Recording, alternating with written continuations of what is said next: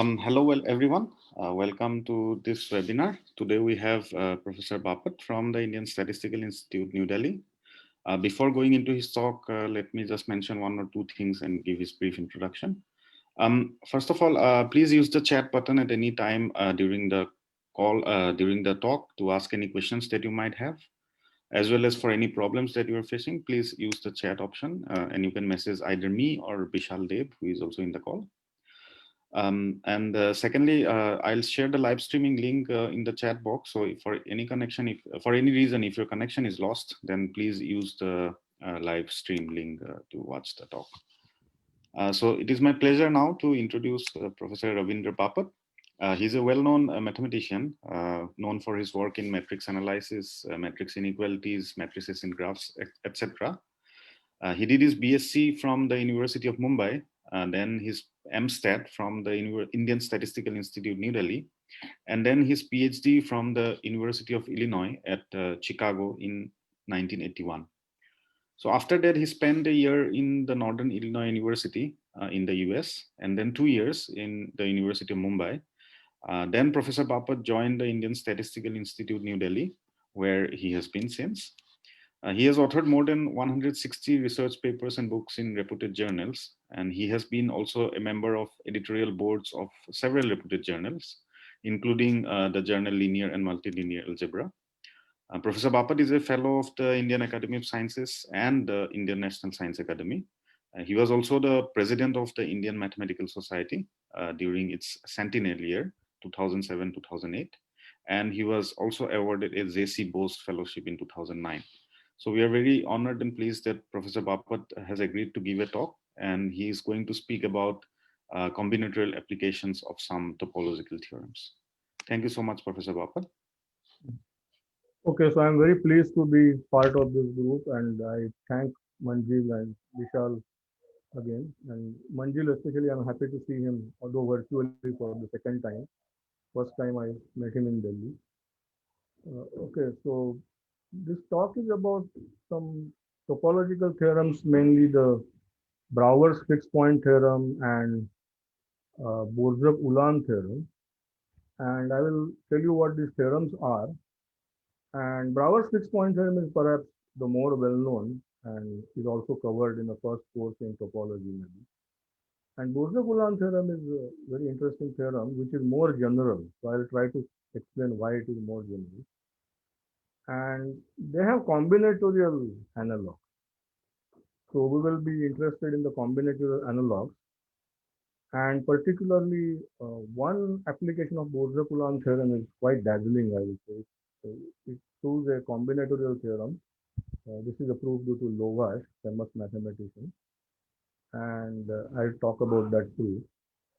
Uh, so I will be using the concept of continuity quite a bit. Now, I don't know, some of you may not have seen it rigorously, but I suppose I'm just assuming that you know what it roughly means, that the function is continuous means it doesn't have, the graph doesn't have any breaks, so to say, or a small change in the argument produces only a small change in the function. So I don't want to go into the epsilon delta definition, but let me just assume that, of course, those who have taken a course in calculus will surely know. So that is one concept I'll use. Okay, we will be dealing with two objects quite often, the disk and the sphere. So disk is just the ball, the closed ball in any Euclidean space, and sphere is what is the boundary of the disk. So to prove it precisely, to define it precisely, if you define for any vector in the Euclidean space Rn, the norm, the usual Euclidean norm, summation xi squared and then the square root, then the ball in n dimensions is the set of all points with norm less than or equal to 1. So here see that less than or equal to. So everything in the boundary as well as the inside is covered. And Sn minus 1 is just the boundary of the ball. So what we will call as a sphere.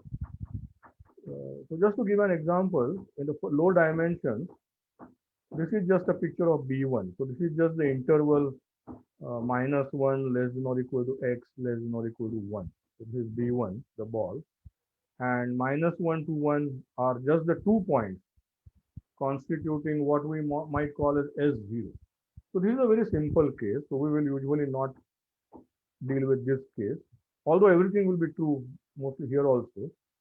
The first interesting case maybe is B2, the unit sphere in R2, and the boundary, the circle, which I'll call as S1. So I'll illustrate many things with B2 and S1, but they are going to be true in higher dimensions also. And then going forward, one more dimension. This is the sphere in 3 dimensions, the ball in 3 dimensions, Euclidean dimensions, and the boundary is S2. So Brouwer's fixed point theorem, I'm going to state for these objects, but it is true for more general objects, what we might call as compact convex sets. But I don't want to go into the definition of convexity right now, but you can imagine anything which is sort of homeomorphic to these things. So it could be a triangle, it could be a square, or it could be anything bounded by a curve in the plane. And Brouwer's fixed point theorem is going to be valid. So what is the theorem? Now it says that if you have a continuous function from Bn to itself, okay, so continuity is important as we will see, then it has a fixed point. So fixed point means there is a point x naught such that f of x naught is equal to x naught, and such a point is called a fixed point. So it gives a very simple condition, namely continuity, and it guarantees the existence of a point which is fixed by the function. So let me illustrate by some small pictures here. So if you have, so here is our ball, and this is my origin. You can assume it is of unit radius. So now why continuity is important? Because I can have a function uh, f of x equal to 0, 0 for all x, and f of 0, 0 equal to say 1, 0. So I am sending the center to this point, and I am sending every other point to the center. So this is a nice function. It does not have a fixed point because no point is fixed. But the problem is it is not continuous. So continuity is very much essential. So to imagine Brouwer's fixed point theorem, there are several analogies can be given. One analogy is that if you have a kind of a pot filled with water, and if you just move the surface very gently without stirring it, then there will definitely be one point which you have not moved. That is one way in which Brouwer's fixed point theorem can be stated.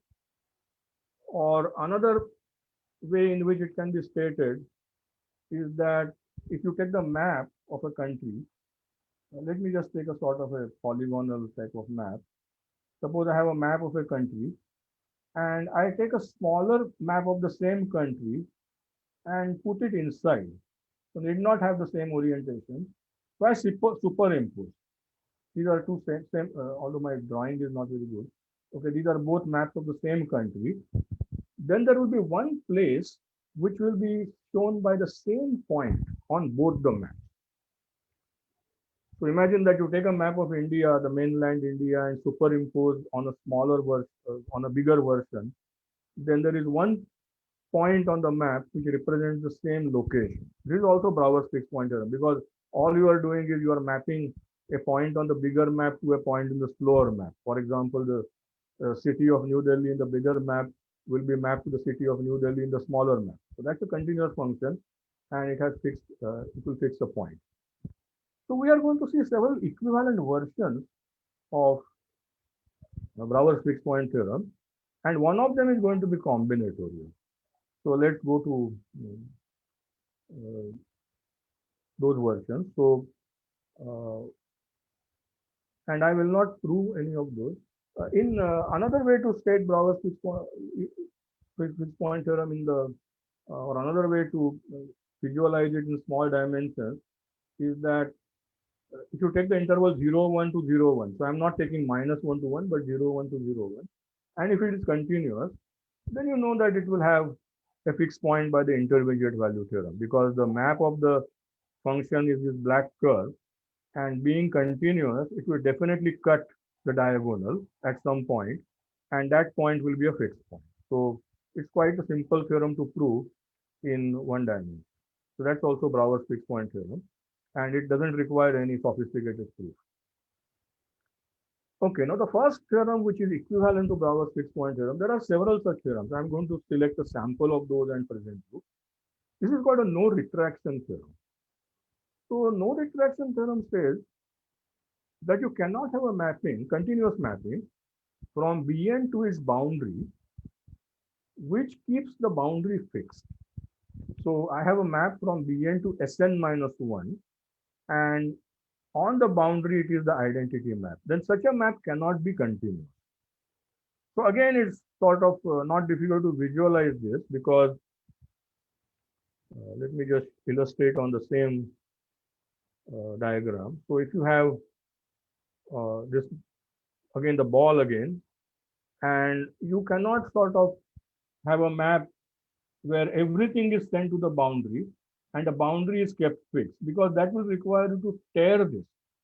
If you imagine this to be a piece of cloth or a piece of paper in circular shape, then you will have to tear it apart to move everything to the boundary, and that will destroy continuity.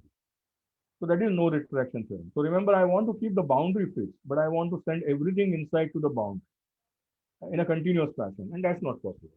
So this is no retraction theorem, and soon we will see that it is equivalent to Brouwer's fixed point. Okay. So why is it equivalent? So Brouwer's fixed point theorem is equivalent to the no retraction theorem. So first I will show that the no retraction theorem implies the Brouwer's fixed point theorem. So assume the no retraction theorem and try to prove that. Yeah, the raised hand, am I supposed to respond to that? No, sir. No, you can ignore it. Okay. Okay, so you can, okay. I will answer the questions in the end. Okay. So let's suppose that you have a function f, and I am going to assume that suppose it does not have a fixed point, and then I will try to get a contradiction. But I am assuming the no retraction theorem. So let's take a function f. Here is my x and here is fx. They are not the same. They are not the same because I am assuming that for any x, they are not the same, because I am assuming that there is no fixed point, which means that fx to x line segment is well defined. So I join fx to x and extend it until it hits the boundary. And that point, I'm going to call it g of x. So I'm defining a new function, remember, using my old function. So I'm given a function f. So using the function f, I'm constructing a new function gx. And fx has no fixed point. So gx is well defined. But now gx will fix the boundary, because if x is already on the boundary, then gx will be equal to f of x. And so g is identity on the boundary, and it is taking everything inside to the boundary. And as you can see, it's a composition function, so it is continuous, and that violates the no retraction theorem. So this is the proof. That means if you assume no retraction theorem, then you get Brouwer's fixed point theorem for free. Now, what is the converse? So conversely, Brouwer's fixed point theorem implies no retraction theorem. Now, this is a very simple idea. So assuming Brouwer's fixed point theorem, how can we prove that there cannot be a retraction? So suppose you have a retraction from Bn to Sn minus 1. Then I will take that retraction and combine it with a rotation, a simple rotation of the boundary. So then what will happen is that that particular mapping will not have a fixed point, because everything on the boundary now I have rotated. So there is no fixed point, and everything inside is already mapped to the boundary. So there cannot be a fixed point inside. So both ways it cannot have a fixed point. And it, again, it's a continuous function. So it violates Brouwer's fixed point. So combining these two things, we see that the two are equivalent. Okay, now one of my favorite theorems, which is equivalent to Brouwer's and actually favorite theorem in combinatorics, is Sperner's lemma. Sperner was a German mathematician, Eugene Sperner, and there are two lemmas which go by the name of Sperner's lemma. But the other lemma, which I am not stating, is more well known. It is a lemma about system of subsets, finite sets. And perhaps if you Google Sperner's lemma, that is the one you are likely to get first. But this is the other Sperner's lemma. And here I am taking a triangle which I refer to as a simplex. And I will assume that the vertices are, this is not important for Sperner's lemma, but it will be important later, that these are the coordinates, they are in the third dimension. And the coordinate of this point is 1, 0, 0, 0, 1, 0, and 0, 0, 1. That's what I'll assume. And now you triangulate the triangle. Triangulate means any kind of triangulation we do, but this is a regular grid kind of thing I'm going to use. But it's not very important to have a grid. You can have all kinds of triangulation. But for illustration, we can stick to the grid. So you take a triangle and triangulate it, and these are called simplices. Each one of them is called a simplex. And now you are supposed to label. So you label with certain conditions. So what are the conditions? You label the corners as 1, 2, 3. Remember, this point had coordinates 1, 0, 0. So that I'm going to label as 1. This one 2, and this one 3. And this is important. This must be labeled that way. After that, any vertex on this edge, you can label with something other than 3. So it can be 1 or 2 in any fashion. Any vertex here can be 1 and 3 in any fashion. And any vertex here on the lower edge can be 2 or 3, but 1 should not be there. So these are important conditions, Sperner conditions on the boundary. But inside there are no conditions. So inside you can label 1, 2, 3 as you like. And the main conclusion or the main assertion of Sperner's lemma is that there must be one simplex which carries all the labels 1, 2, and 3, no matter how you do it. And when I saw it for the first time, I was not convinced. So I tried several examples. I mean, actually, you can have a small game with this. You can have a large board. You can have a triangular board. Let's say instead of 4 levels, you can have 10 to 15 levels. And on the boundary, you can label it using Sperner conditions. And then there are two players who take turns. Everybody labels, each player labels one of the internal simplices as either 1, 2, or 3. And until and unless any player who gets a completely labeled simplex will lose. That's the game. And I don't know of any good strategy for this game. I don't know even if this game has been studied. But that's the way I did. I mean, I tried several examples to get counter example, but it was not possible. So how do you label? So here is one illustration. And I have put plus and minus. I'll explain in a moment. So here I have put a label 2, 3, and 3. Immediately you see that I have a completely labeled simplex 1, 2, 3.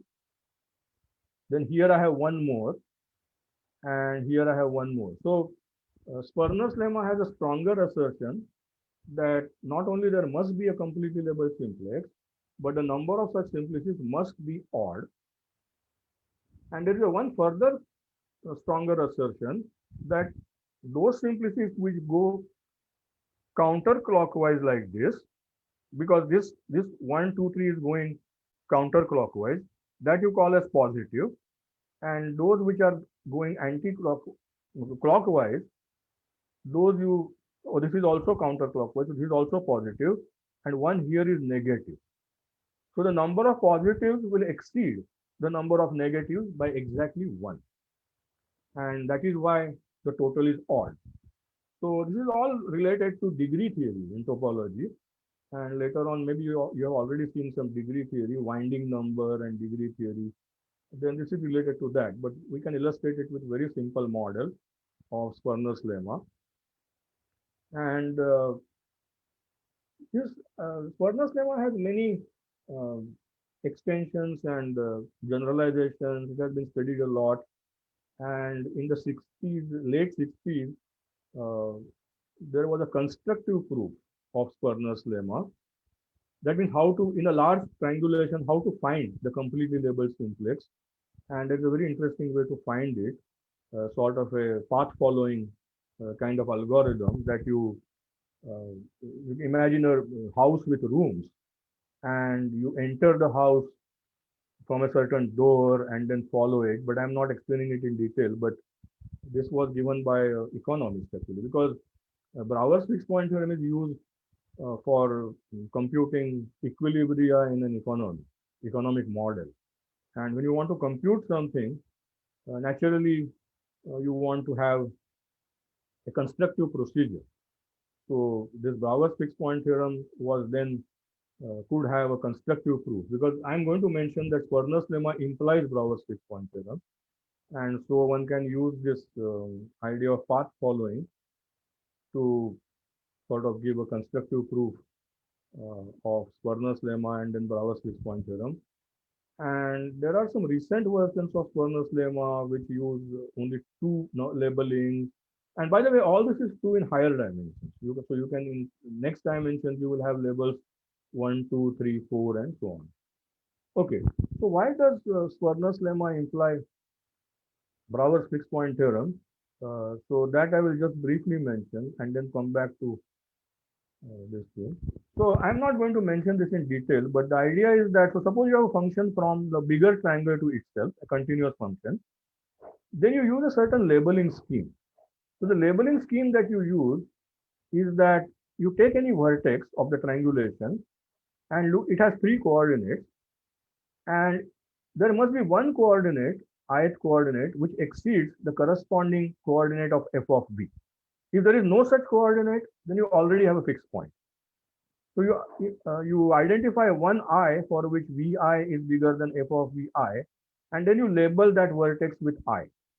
Then you can see that the Sperner conditions are satisfied, because, uh, for example, this vertex, no matter where it goes, this point, no matter where it goes, the first coordinate will exceed the first coordinate of f of x, f of v.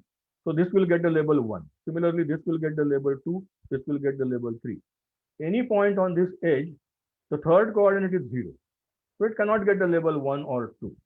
Similarly, on the other two edges. So Sperner's conditions are satisfied, and then you get a completely labeled simplex. And when the triangulation is very, very fine, you can see that any point in that small simplex serves as an approximate fixed point. So let me not go into details, because there one vertex has the first coordinate exceeding, here you have the second, and here you have third. So it's kind of an approximate fixed point. And that is enough for computational purposes. But you can also rigorously prove that you go to a finer and finer triangulation, and ultimately you will converge to a fixed. Okay, so I left out one more equivalent result, which I'll state briefly. This goes by the name of three Polish mathematicians, Konester, Kuratowski, and Mazurkiewicz, that you take the simplex and you cover it with three closed sets, C1, C2, C3, with the condition that this vertex belongs to C1, this vertex belongs to C2, this vertex belongs to C3, then this edge belongs to C1 union C2, this edge belongs to C1 union C3, and so on. And all the three together cover the triangle. Then the KKM lemma, so these are the KKM conditions, and the KKM lemma says that their intersection must be non-empty. So that's the KKM lemma. Actually, in one dimension, KKM lemma is very easy to see. If you take this interval, and if you want to cover it with two closed sets, such that the right endpoint is covered with one one circle or one closed set, and the left endpoint is covered, sorry for the picture, left endpoint is covered with the other, then you can see that the intersection must be non-empty. So that is KKM lemma in one dimension. Okay, so these are all equivalent, and there are some more, but I have not stated. This is KKM lemma more precisely, but I have not stated some of those. Like if you, I have stated only Brouwer's fixed point theorem, no retraction theorem, Sperner's lemma, and KKM lemma. There is one more Kroneker's theorem, and there is one more theorem which you can Google it. It's called hairy ball theorem. So you cannot comb a ball with some conditions. So if you Google hairy ball theorem, that is also equivalent to this theorem. Okay, so that's all about Brouwer's fixed point theorem. So we will move forward with Borja-Coulon theorem.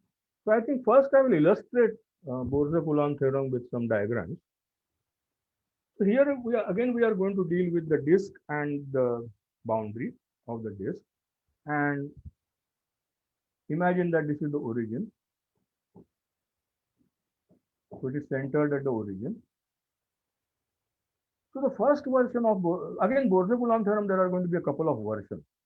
I'll state of 3 or 4 versions. So suppose you have a function from S1 to R1. Of course, continuity is always required, which is continuous. So here is my R1 and the boundary is S1, continuous function. Then Borze-Coulomb theorem says that there must be a point X on the circle such that f of x is equal to f of minus x. These 2 points are called antipodal points, by the way, diametrically opposite points. So Borze-Coulomb theorem says that if you have a function from S1 to R1, then 2 antipodal points must be mapped. So antipodal point could be like this point and this point. So they are mapped to the same point. Now this is easy to imagine again by the intermediate value theorem, because you can even prove it by intermediate value theorem. And this is true in higher dimensions also. So let me state one more version. So for that, I need this definition of antipodal map, which was not really required in my first version. So a map is called antipodal. So it is defined on Sn, and it is called antipodal if it is continuous and f of minus x is minus f of x, not equal to f of x, but minus f of x for all on Sn. And clearly the identity map is antipodal. One simple example. So the second version of Borze-Coulomb theorem says that, so this is the first version which I stated. If f is a function from Sn to Rn, I took the example S1 to R1, but if it is from Sn to Rn, then there is a point x naught such that f of x naught is equal to minus f of x. This is the first version. The second version is that there is no continuous function from Bn to Sn minus 1. So now I'm taking the ball to Sn minus 1. That is antipodal on the boundary. So I defined antipodal just now. That means on the boundary, it's like the identity map. It maps f of minus x is minus f of x for all x in the boundary. And everything is otherwise mapped to Sn minus 1. So actually, you can see that this will immediately, this version of, so V1 and V2 are equivalent. I'm not going into the proof of that, but V1 and V2 are equivalent. And you can see that this version of Borze-Coulomb theorem, as I will remark later also, that it will immediately imply the no retraction. So because no retraction theorem is, there is no retraction. That means any retraction is identity on the boundary. So it is antipodal, but it cannot be such a map. So Borze-Coulomb theorem is quite a bit stronger than Brouwer's theorem. So that is how the two are related. So Borze-Coulomb theorem is more than. Okay, for the third version, I need the concept of a cover. That means just a family, F1, F2, Fn plus 1 of n plus 1 closed sets. Suppose you have such a cover of Sn. Then the theorem asserts that there must be one set Fi, which contains a pair of antipodal points. And I'll illustrate this in smaller dimensions very soon. So if you have if I have a family of n sets covering Sn, n plus 1, sorry, closed sets covering Sn, then one of them must contain a pair of antipodal points. And actually, this is true if all the sets are open also. And not only that, it is true if each Fi is either open or closed. Then also the result is true. So there are couple of more versions of Borze-Coulomb theorem. I'll give a reference later on, but I think these are sufficient for the time being for our purpose. So in I illustrated the case S1 and R1, but if you take the case S2 and R2, here is one colorful sort of explanation of Bose-Coulomb theorem, that if you take the Earth's surface, then at any point on the surface you can measure some two quantities, like it could be temperature and pressure. I mean, any two quantities which are sort of continuous, because temperature will not drop suddenly from point to a very close point nearby, and similarly pressure. So if you take such two antipodal points, then so I get a mapping from the Earth's surface to R2, because these are two quantities. And the Bose-Coulomb theorem for this case will say that at any given time, there are two antipodal points on the Earth's surface where both the temperature and pressure coincide. So believe me, this does not have any sort of, you may be thinking that Bose-Coulomb theorem has some applications in climatology or something, nothing like that. It's just a theorem. But just to nicely illustrate the Bose-Coulomb theorem. Okay, this is another illustration of the third version, that I'm trying to cover S1 with two closed sets. One is the red set and one is the green set. Then I don't know if you can see it clearly, but here are two antipodal points in the green set. So one of them must contain a pair of antipodal points. So that is again the illustration of Bose-Coulomb. I already said this. Bose-Coulomb theorem implies a no retraction theorem, one of those versions, and so it is much stronger than Brouwer's theorem.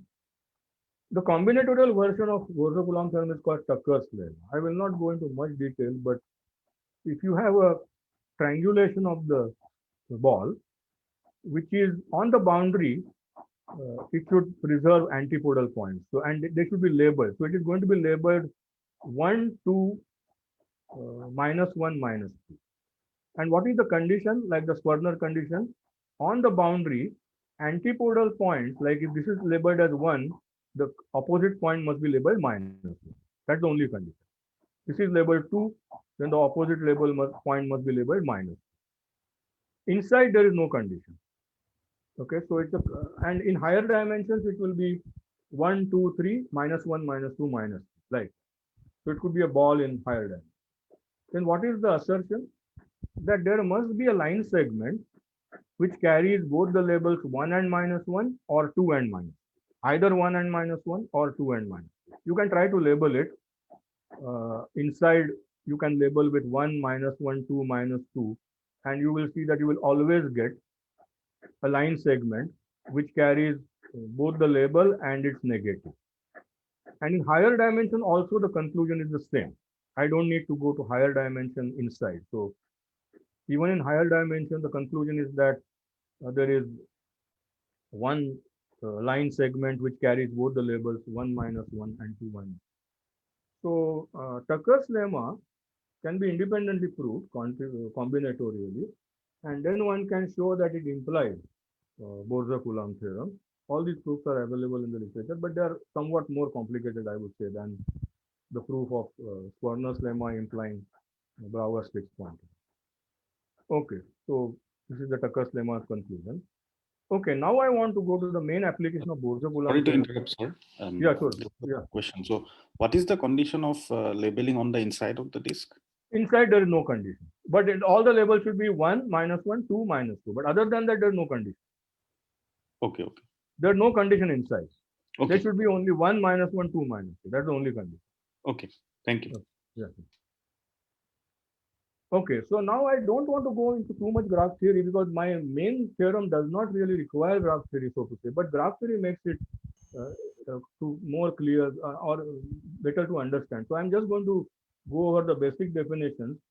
I think the graph I don't want to define. Maybe you are already familiar that it's just a collection of vertices and edges, so points, and that's what we mean by a graph. So for my purpose, you may have some vertices, and these are set of vertices, and some of them are joined by edges. So that's a graph. We are not going to require much more of graph theory. I'll illustrate as we go along. So this is the graph, for example. It has 5 vertices and four edges. Okay. So what is the chromatic number? So I want to color the vertices with colors such that adjacent vertices get different colors. So if this is colored red, this must not be colored red, and so on. And then what is the minimum number of colors required? So here I have stated those definitions. So a vertex coloring is called proper if adjacent vertices get distinct colors. And the chromatic number of a graph is the minimum number of colors required for a proper coloring. Because if you give a distinct color to every vertex, obviously it is proper. But then you will require n number of colors where n is the number of vertices. So that's not allowed. That's not good. You try to cut it down as much as possible. And then the minimum number is called a chromatic number. And a very famous problem about planar graphs, you might have heard that the planar graph requires four colors and four colors are sufficient and so on. So coloring of graphs is a big area. And here I want to consider a very, very special graph called a Kneser graph. So this definition has to be properly understood. So let me go a bit slowly. The vertex set of the so Kneser graph comes for any number n, for any positive integer n, maybe n greater than or equal to 3, you have a Kneser graph. So what is it? That is called KGN. And what is the Kneser graph? The vertex set is a set of all two subsets. So set of all pairs, Ij. So there are going to be NC2 vertices. And what is the adjacency relation, or what are the edges? So if you take two vertices Ij and Kl, remember these are vertices of the Kneser graph. So each pair is a vertex. And two pairs are adjacent if they are disjoint. So Ij intersection Kl is empty. So I want to illustrate this definition because this definition is very important. So let's construct some small Kneser graphs. So let's take very actually n equal to 3. The case is very simple because n equal to 3, you have all the pairs in 1, 2, 3. So there are 1, 2, 1, 3, and 2, 3, and no two are disjoint. So the Kneser graph is empty. Kneser graph, there is no edge because any two pairs overlap. And so only one color is sufficient because I can color them with the same color. So the chromatic number will be 1 for a Kneser graph with 3 vertices. 4 is slightly more interesting. So what is the Kneser graph for 4 vertices? So I have those pairs 1, 2, 1, 3, 1, 4, 3, 4, 2, 4, 2, 3. So these are the vertices. So these are the vertices of the Kneser graph on n equal to 4. And what are the adjacencies? So 1, 2, and 3, 4 are disjoint. So there will be an edge here. 1, 3, and 2, 4 are disjoint. So there is an edge here. And finally, there's an edge here. So this is what is called a bipartite graph. And for a bipartite graph, 2 colors are sufficient because I can have red color on the left and green color on the right. And that's a very fine, proper coloring. So the chromatic number is 2. For n equal to 5, I'm not going to draw it, but I have a picture here.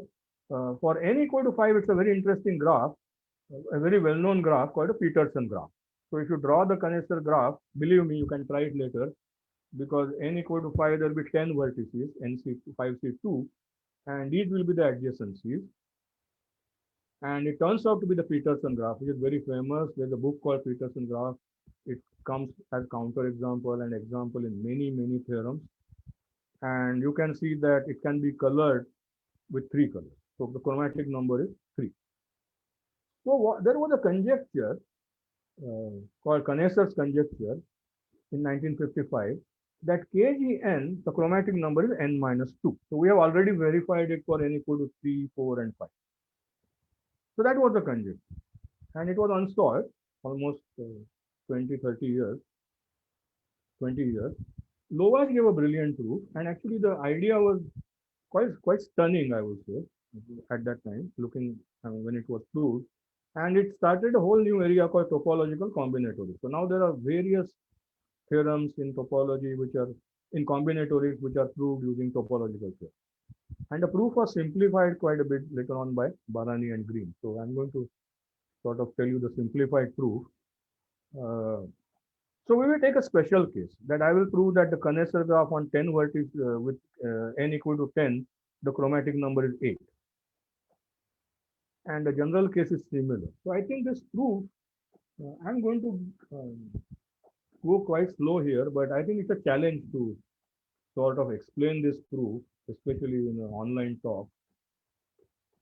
The basic idea is quite simple, but I think it takes some time to uh, digest the technique. So I suggest that you try to follow what I'm saying here, but later on I'm going to give some references and you can go to one of those references and sort of understand it properly. So let us go to the combinatorial side of it. That means in combinatorially, I don't really need graph theory to state this. What it says is the following. So you take the pairs of integers from 1 to up to 10. So there are 45 pairs, 10C2. If you do, because graph coloring is nothing but a vertex partitioning problem. You want to partition the vertices such that in any set in the partition, no two vertices are adjacent. That's the coloring problem. So it's basically a partitioning problem. So I take the 45 pairs and we want to partition into k sets such that in each set, no two pairs are disjoint. That means in our graph theory model, no two vertices are adjacent. And what is the minimum value of k? Because if you allow me a large value of k, I can always do it. So what is the minimum value k? That is the chromatic number. And we are trying to assert that the minimum value is 8. So as in any minimum problem, there are two things to be done. One is I have to demonstrate that 8 is enough. Once 8 is enough, 9 is also enough because I can cut 1 into 2 or 9, 10, all the higher numbers are enough. That's the first thing we have to show. And that is usually the easy part. And the second part is 7 is not enough. That is the hard. So 8 is enough. There's a very simple method that works for any n of partition. So here is my partition.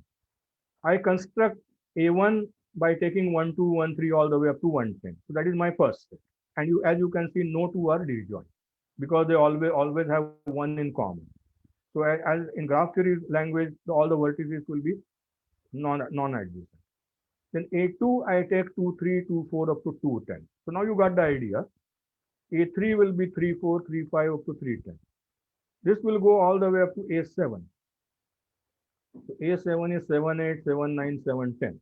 And the interesting thing is, in A8, I don't have to stop at 8, 9, 8, 10. I can also put 9, 10 in there. That is a very simple idea.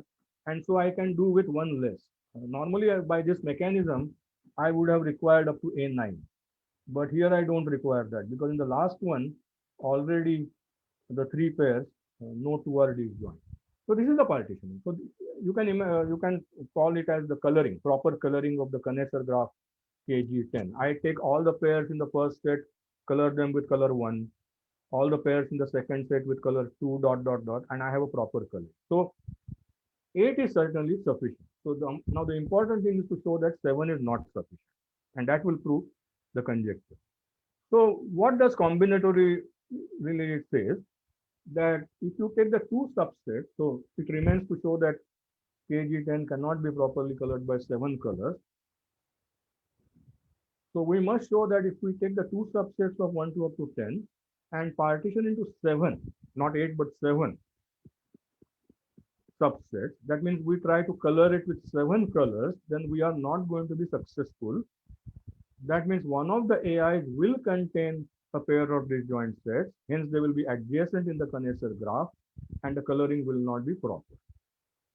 So that's what we are supposed to show. So as you can see, it's a purely combinatorial problem. There's no graph theory even. The set theory problem. Okay, leave aside topology. We always think of topology as something about continuous things. Okay. So what is the proof technique?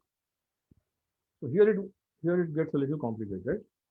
So I take the sphere S7 and I put the 10 points on the sphere. So I'm putting the points 1, 2 up to 10 on the sphere, not the pairs, but the points on the sphere. And I assume a small condition that they're in general position. This is like, you say that take points on the plane, no three are collinear, something like that. We can always disturb slightly and get that condition satisfied. So what condition I want is, if you take any great six sphere, this is like a semicircle on that sphere, sorry, hemisphere, great hemisphere, then a great circle, sorry. So great six sphere, then on a in a seven sphere, then no 8 of the 10 points are on the same six sphere. That's the only condition I want. If it is not satisfied, you perturb a little bit, then that's okay. Okay. Now, so first I put the 10 points on S7 such that this non-degeneracy condition is set. Okay, now here is a very important definition. For any point on the seventh sphere, I take the open hemisphere centered at P and I call it as HP. So let me just illustrate what I'm doing in small dimensions. So if you imagine the three sphere, that means in the three dimensions. So if you take a point P, then you sort of take this cap centered at P, this thing, and that is my HP. And it's a open cap centered at P. That is my HP.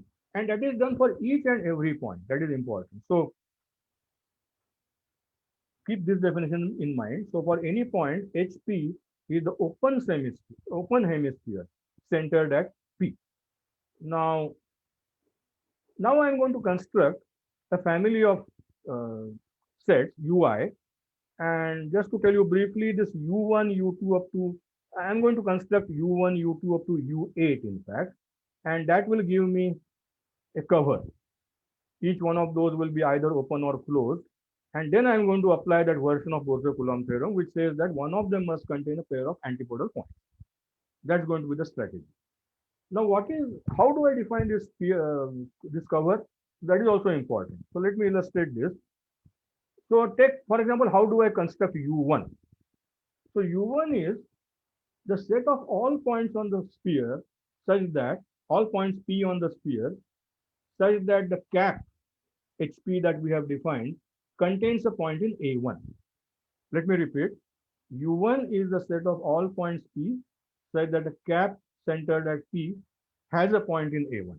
Similarly, U2 is the set of all points P on the sphere such that the hemisphere centered at P has a point in A2, at least one point. And dot, dot, dot up to U7, because I have 7 sets. So I have these 7. For example, what is U7 again? I'm just repeating myself. U7 will be the set of all points P such that the cap centered at P has a point in A7. And finally, U8 is everything that is left. So U8 is the complement. So as you can see, the U1 and they will be open sets, and this will be closed. So everything is either open or closed. So this gives me a cover of S7. These are not disjoint, mind you. U1, U2, U3, they are not disjoint necessarily, because U1 may contain a point in A1 as well as in A2, that's possible. So this is not a disjoint family, but it's a cover. And by Borzer-Coulomb theorem, because I have 8 such sets covering S7, one of them must contain a pair of antipodal points. So there exists UI containing a pair of antipodal points. And now let's try to see what that means. So first, suppose U1, let's say. U1 contains a pair of antipodal points. I'm using UI here, but let's suppose U1 contains a pair of antipodal points. That means P belongs to U1 as well as minus P belongs to U1. So according to our definition, the cap centered at P contains a point in A1, and the cap centered at minus P also contains a point in A1. Points in A1 are actually pairs. So if one pair, they must be disjoint, because something contained in the cap centered at P, open cap, and something contained in the cap centered at minus P cannot have anything in common. Okay, so it contains a pair of points in A1, HP as well as H of minus P, and therefore they must be disjoint. And so we have proved the result in this particular case. That means if U1 contains a pair of antipodal points, or U2 contains a pair of antipodal points, dot, dot, dot, we have got that there must be um, the result is proved that these two subsets must be clearly disjoint. The only remaining case is U8. Now suppose U8 contains a pair of antipodal points as well. Suppose, sorry, I want to show that U8 also cannot contain a pair of antipodal points, because so far we have seen that U1 up to U7 cannot contain a pair of antipodal points. So suppose there's a P which belongs to U8 and minus P also belongs to U8. What does that mean? That means the cap centered at P contains U8, means it is everything other than U1 up to U7. So the cap centered at P cannot contain a point from A1 because it is not in U1. The cap centered at P cannot contain a point from A2 because it is not in U2, and so on. So it does not have any point in the set A1 up to A7, and so the cap centered at P and the cap centered at minus P, they must contain at most one element, and because there cannot be a pair, and so but this here is where the degeneracy non-degeneracy condition comes into play, that the sixth, so the open cap centered at P contains at most one element, the open cap centered at minus P contains at most one element, so their intersection will contain at least 8 points, 10 minus 2, and that's a contradiction, that our non-degeneracy condition is violated because we assume that this cannot happen. Okay, I think I have tried my best to explain this proof, but I can, and you must have realized that in such a short time you cannot get a complete picture. But I think this will at least motivate you to. Some of you might have got the main idea at least, but this is a very striking way in which the Borja-Coulomb theorem has come into play. And if not, then you can always go to the original reference, which I'll mention. Now, there are quite a few other problems which are settled by this topological theorems, or particularly Borja-Coulomb theorem. There's a famous necklace splitting problem, which I'll just mention in the remaining 2-3 minutes. So these are these initial contributions by Noga Allen and Douglas West around 87, and variants of Borja-Coulomb theorem which were used. So the necklace splitting problem, I think I'll just illustrate this with a picture. So I have a necklace which is there are some beads, red beads and green beads, and the only condition is that the number of red beads is even, in this case 8, and the number of green beads is also even, in this case 6. And these are put in any fashion you like, and to make the necklace. And what is the splitting theorem? It says that you can always find a splitting of the necklace into two parts. You have to make two cuts. If you make one cut, it will not split, it will remain one piece. So you make, suppose I make one cut here and one cut here, and distribute one part to one person and the other part to the other person, then both of them get the same number of red beads and the same number of green beads. Like in this case, both of them have got 4 red beads and 5, sorry, 1, 3 green beads. So as you can see in this part, there are 4 red beads and 3 green beads, and here also 4 red and 3 green. And this is true for any kind of necklace, with the only condition that the number of red and green beads is even. In fact, you can generalize it to more colors also. If you take something divisible by 3, then you can have that many colors. And all kinds of variations are there in this necklace splitting problem. And this can also be made into a game, that you have a necklace with 50 red beads and some 30 green beads, and somebody has to make the one who finds the cut in the shortest possible time is the winner, something like that, because we know by this necklace splitting theorem that it can always be done. Okay, so I have given a very small illustration of some of these other theorems in topological combinatorics. So what are the main sort of references that you can see? So very interesting book by Matusek. It's called Using the Borja-Coulomb Theorem, and has all kinds of things about the Borja-Coulomb Theorem. I think this one book is sufficient if you are interested in these applications of topological theorems. Before going to any research papers or something, this will give you a fairly nice idea. And these are the original papers published by Short Proof of Kneser conjecture. And if you see the Wikipedia pages on Borza-Kulan theorem, topological combinatorics, and network necklace splitting problem, you will find many further links where you can find some of these interesting videos. Okay, so thank you. Thank you so much, Professor Bapat, for the very nice talk. So the participants can unmute themselves and ask questions if they have.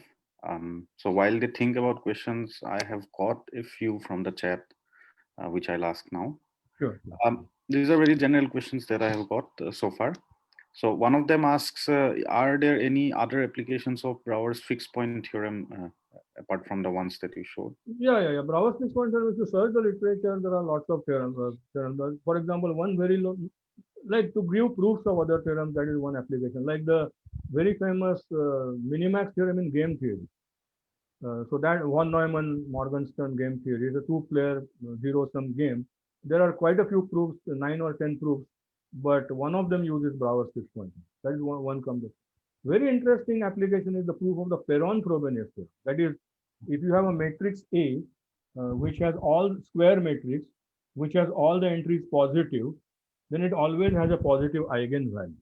Very interesting, and it has a corresponding positive eigenvector. And this is proved immediately by Brouwer's fixed point theorem if you consider the mapping AX divided by some sort of a norm. And so you immediately get the Perron-Frobenius theorem. And this was actually found by, I think, Karlin. But again, Perron-Frobenius theorem has many proofs. And one of them is important, uses Brouwer's fixed point theorem. And Brouwer's fixed point theorem, the generalized version, sorry, I'm going on and on with, but this I want to mention that the very famous Nash equilibrium, which is the cornerstone of all modern economics, I would say mathematical economics. And Nash essentially manufactured the Kakutani fixed point theorem in order to prove the Nash equilibrium theorem. And Kakutani theorem is a direct generalization of Brouwer's fixed point theorem. So it has other applications also in economics. So isn't the Perron-Frobenius theorem used in Google search algorithms? Yeah. Perron-Frobenius theorem by itself has a lot of applications. So another question that I got was, I think you mentioned already towards the end, but still I'm asking. So what other type of results are studied in topological combinatorics? So topological combinatorics, I think the main idea is like you take a combinatorial theorem and try to sort of find application of some topological theorem to attack that problem.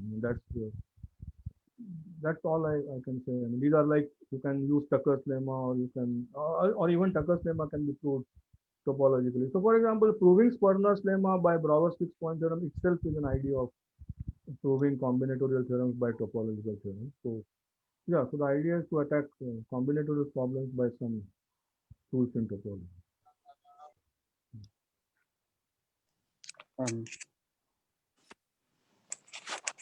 So are there any questions from the audience? If you have, you can unmute and ask.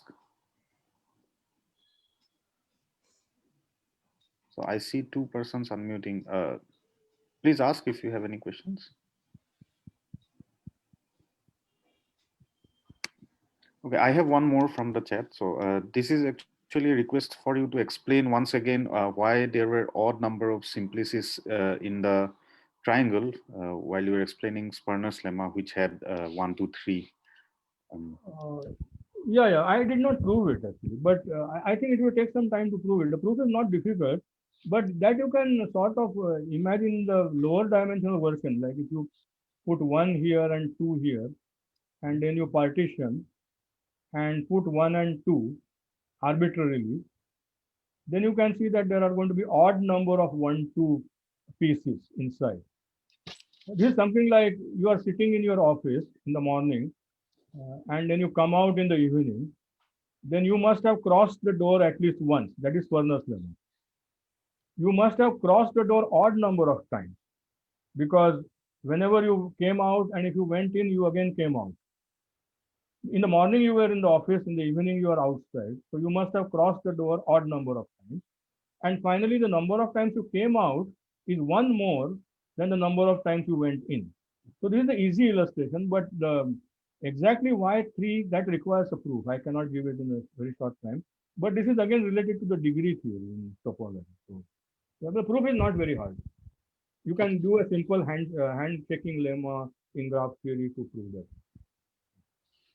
One more question that I have received now in the chat is, can we prove statements using topological combinatorics that involve exact counting, or are most of the results existential in nature?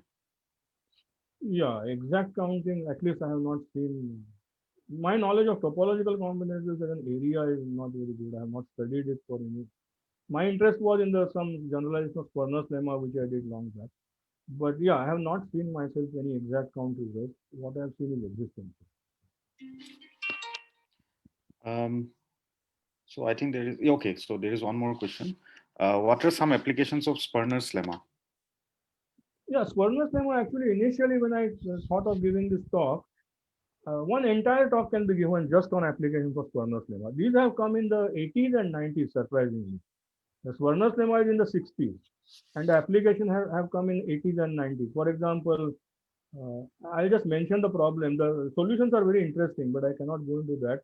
Something like, but these are from all from the economic side. That means bargaining problems, fair division problems, cake cutting problems. You want to divide a cake fairly among 3 players. Then you can use the Sperner's lemma type of argument to show the cutting or rent splitting. Actually, all these things are available. I wish I could give you. There are excellent articles available, but if you Google applications of Sperner's lemma, for example, in rent, there is something called rental harmony and Sperner's lemma, one paper.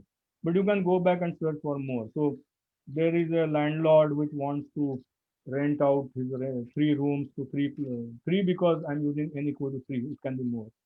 So you want to allocate to 3 persons who want to rent, and they give their preferences, and using those preferences how the landlord can divide it among the 3 players. So I would say at least 3 or 5 or 6 such applications have come up recently of Sperner's lemma, but I wouldn't say they are practical applications, but they are important in problems in economics, bargaining problems especially, and fair division problems. There are some. So I don't have any more questions from the chat. So maybe we can wait for 10 seconds for the participants if they have any. So if you have any more questions, please unmute and feel free to ask. I wrote a few remarks in the chat. Maybe you can read them. Oh, yes. Okay. Okay, so Professor Ajit Iqbal Singh has written some comments. Let me check. So Professor Singh, maybe you can just say it yourself. Okay. You see, Professor Bapat gave a fascinating talk, and he has a knack for combining combinatorics with other branches of mathematics. And I heard him for the first time in Hindu college and heard Ramsey theory word from him for decades ago. And the word has remained with me till now and with my other collaborators. And we have 2 papers, on that kind of thing. And the cake cutting problems that he was managing, my student Laltan Puya and I have a fancy for that too. We have 2 research papers on this topic. It goes under the name of fair division. And Daniel Woolbert, who has contributed a lot, visited here and he gave a talk at ISI also on cake cutting. And ISI people had brought a cake actually and made him cut it. So that he loved, he really loved Professor Bapat as the institute, he really loved his visit to University of Delhi and ISI. And it is, combination which gives us very interesting research. And Professor Bapat is expert at that, and I compliment him and felicitate him. Thank you. Okay, thank you. Very, very nice to see you. Thank you for your remarks. Any more questions or comments from the participants? Can I ask? Yes, please go ahead. Yeah. So I have a question. What does it mean by a theorem being equivalent to another one? And I'm asking this So to say that these are theorems which are equivalent, do we need at least one proof of one of these statements which does not use any of the other statements? No. Actually, this is a quite philosophical question, actually. I mean, if you go deeper into it, then you can say that all true statements are equivalent. I mean, that can, in logic, it has been argued. But the way we understand in classroom or this setting is that if you assume the truth of one of the theorems as a hypothesis and all the other standard hypotheses, and then if you can prove the other theorem, then we can say that the first theorem implies the second theorem. And if you can do it both ways, then we can say that they're equivalent. But one of the theorems, you must be having an independent proof somewhere in the literature, of course. Yeah, otherwise, they will not be equivalent. But you are kind of taking it for granted. When I say that Brouwer's employs something, I am assuming that already several independent proofs of Brouwer's are made. So one of the theorems, but you don't have to do yourself, but you can cite it. Great. Okay, thank you. Another thing, fixed point theorems are very much related to the notion of amenability in harmonic analysis. And when I was at ISI, I published a paper on amenability itself.